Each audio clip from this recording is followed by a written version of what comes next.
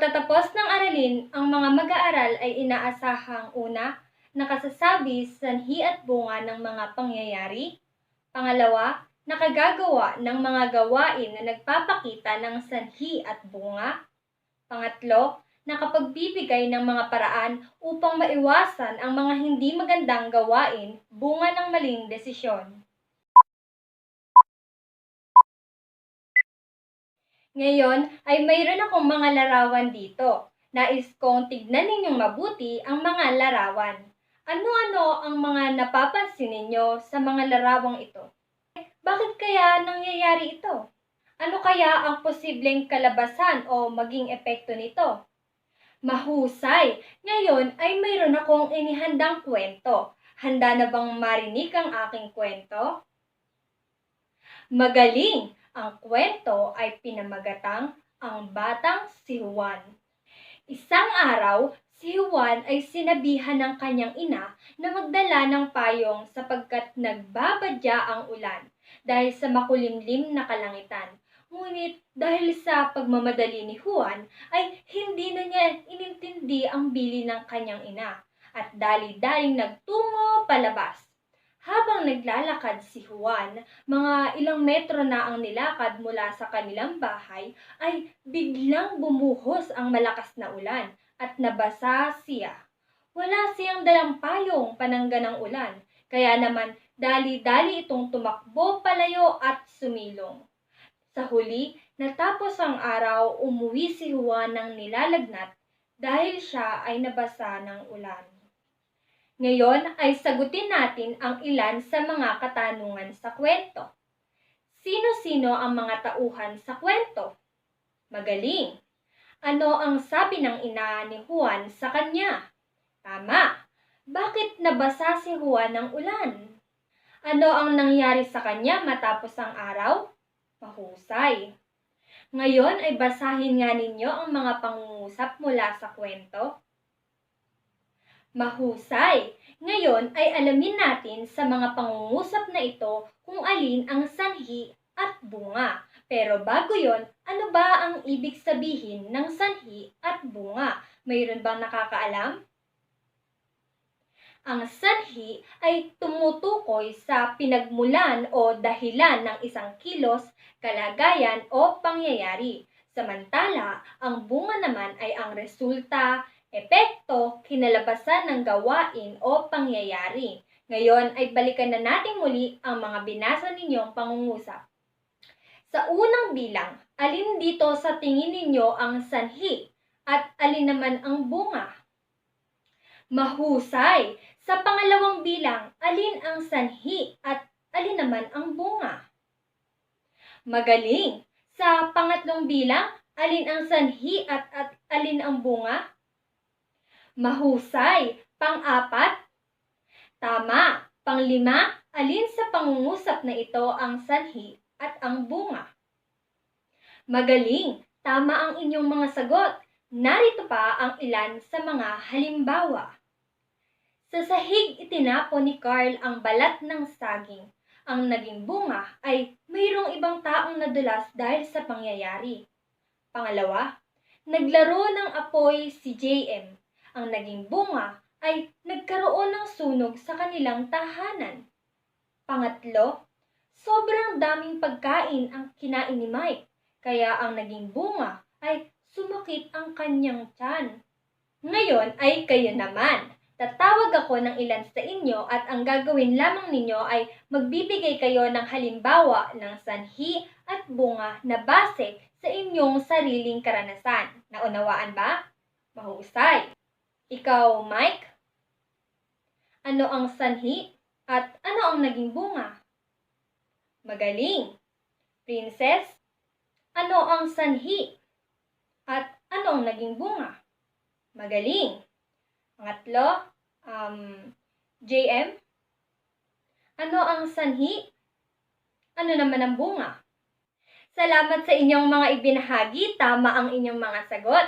Ngayon, pakibasa at unawain ng mabuti ang mga pangungusap na aking ipapakita. Isulat sa inyong whiteboard ang letrang S kung ang pahayag ay nagpapakita ng sanhi at letrang B naman kung ito ay bunga sa unang bilang? Alin sa dalawang ito ang sanhi at ang bunga? Tingnan nga natin. Ang bunga ay gutom na siya. Ang sanhi ay hindi kumain ng agahan si Mikey.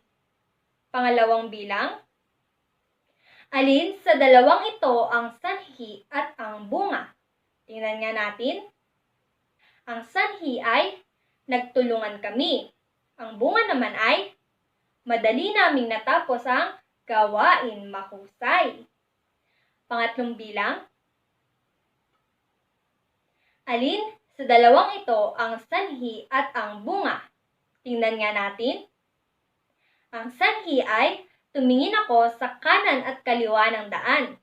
Ang bunga naman ay nakatawid ako ng ligtas, magaling. Pang-apat na bilang, alin sa dalawang ito ang sanhi at ang bunga? Tingnan nga natin, ang bunga ay kinansela ang mga klase. Ang sanhi, napakalakas ng bagyo. Mahusay. Panglima, alin sa dalawang ito ang sanhi at ang bunga?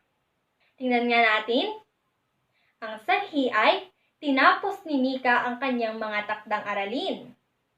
Ang bunga naman, pinayagan siyang makapaglaro sa labas ng bahay. Magaling! Ngayon naman ay mayroon akong sorpresa sa inyo. Naghanda ako dito ng 3 mystery boxes. Tatawag ako sa inyo at ang gagawin nyo lamang ay pipili kayo sa mga ito. Babasahin at sasagutin ninyo ang mga nakapaloob na tanong sa mga kahong ito. Naunawaan ba? Mike, anong kahon ang iyong pipiliin? Para sa unang kahon, ano ang nasa larawan? Nagpapakita ba ito ng kabutihan o kapahamakan sa ibang tao? At bakit kaya ito ang napiling aksyon ng nasa larawan? Ano kaya ang posibleng maging bunga nito? Bilang kabataan, ano ang maaari mong gawin upang maiwasan ang mga hindi magandang bunga ng iyong naging aksyon? Mahusay!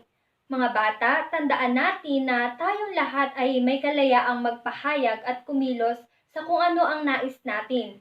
Pero sa bawat kilos ay may kaakibat na responsibilidad. Kaya naman, nararapat lamang na maging maingat tayo sa lahat ng gagawin nating desisyon. Hindi kailangan na puro isip lamang o puro puso lamang ang ating gagamitin sa pagpili ng desisyong ating gagawin. Nararapat na timbangin natin ang ating emosyon at yung sinasabi ng ating isip upang sa huli ay hindi tayo magsisi. Naunawaan ba? Muli tungkol sa na nga ang ating naging aralin para sa araw na ito, Jane?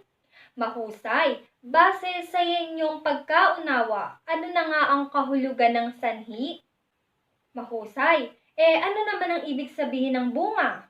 Mahusay. Tama ang inyong mga sagot. Lagi nating tatandaan na ang mga pangungusap na nagpapakita ng dahilan ng mga pangyayari ay tinatawag na sanhi. At kapag ang pangungusap naman ay nagpapakita ng kinalabasan o dahilan ng mga pangyayari, ito ay tinatawag na bunga. Naunawaan ba ang ating aralin?